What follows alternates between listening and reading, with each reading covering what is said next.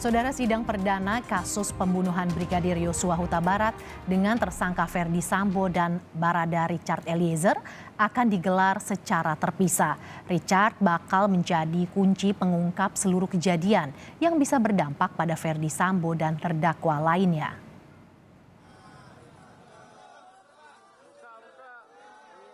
Sidang perdana Barada Richard Eliezer digelar pada Selasa 18 Oktober 2022.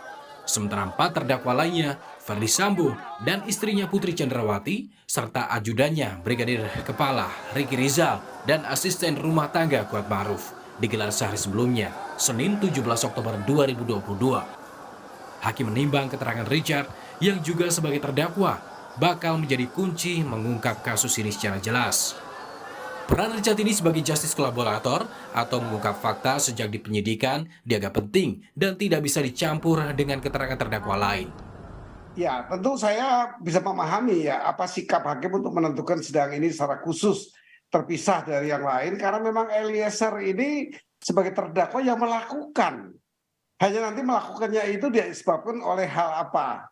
Perintah atau karena apa? Ini yang hakim akan mendalami ini. Jadi kebetulan yang bersangkutan sangat kooperatif dalam kasus ini dan akan terbuka dengan mengajukan GC. Nah, justru GC inilah hak hakim, bukan jaksa atau LPSK.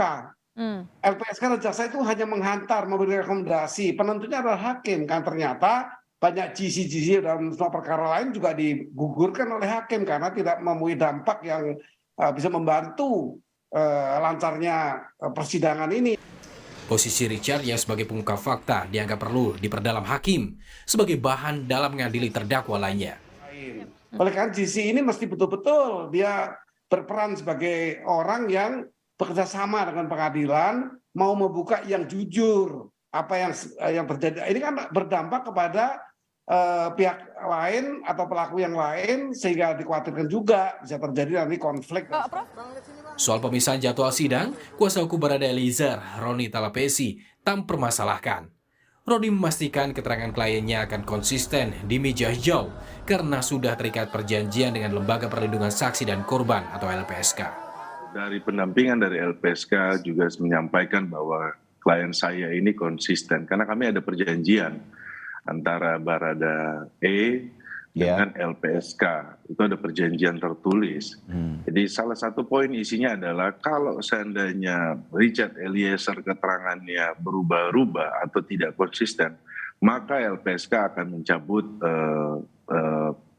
status GC. Harapan kami adalah bahwa kami juga mendorong supaya jaksa dan majelis hakim berpedoman kepada Undang-Undang Perlindungan Saksi dan Korban nomor 31 tahun 2014. Bahwa saksi dari Barada E ini adalah saksi yang kooperatif, yang membuka terang kasus ini, sehingga kedepannya hakim dalam memutus juga berpedoman pada Undang-Undang Saksi dan Korban. Karena mengingat bahwa ini adalah saksi kunci.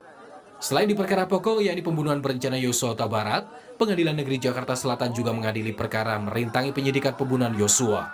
Di perkara ini ada 7 terdakwa dengan 1 diantaranya yakni Ferdy Sambo yang juga jadi terdakwa di perkara pembunuhan berencana Yosua.